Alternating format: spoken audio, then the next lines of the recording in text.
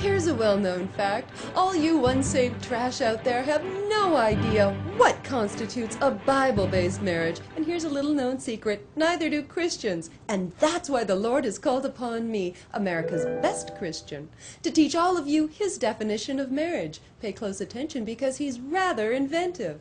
In the beginning of time, say, 6,000 years ago, God created one man and one woman. They had 2 children, both had penises. You might inquisitively ask, Lord, if Adam and Eve only had boys, where did the grandchildren come from? Trust me, you're not going to like his reply.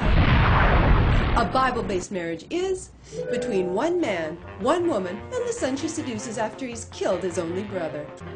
A family that slays and lays together stays together. True story. Abraham, the father of 3 faiths, 2 of them total rubbish, married his sister. As if that wasn't sordid enough, slutty sister Sarah invited Abraham to have sex with her maid, someone named Hagar. Such an appallingly butch name. A Bible-based marriage is between one man and his sister. And the help. Goodness me, Lord, the help?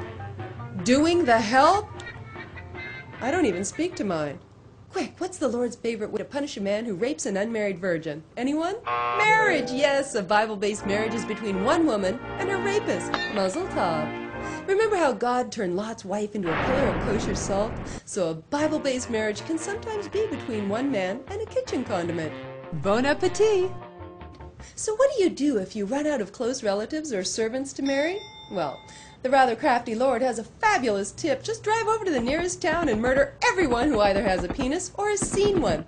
Then just round up all the virgins who are left. Of course, you don't need to take a big truck if you try this and say, America. A Bible-based marriage is between one man, a gal who's kidnapped and raped right after her brother, father, mother, and slutty sister are slaughtered.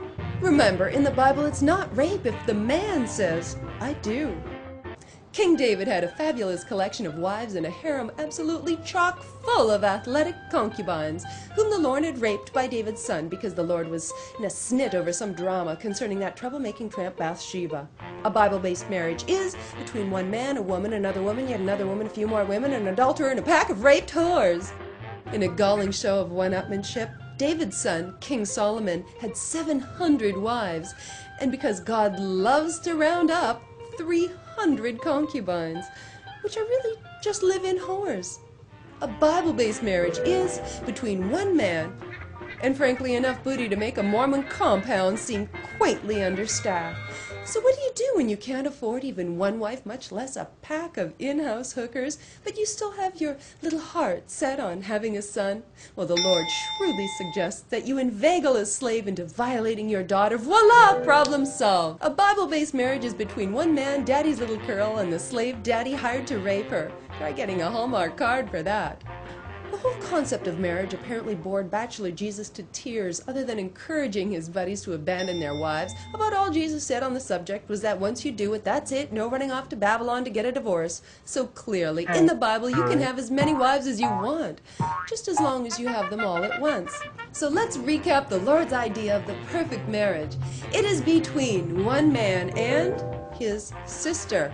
And her rapist, kitchen condiment, gal who's kidnapped and raped, 3 more women, an adulterer, and a pack of raped whores. 700 wives, 300 concubines, and the help, and a son who has murdered his brother.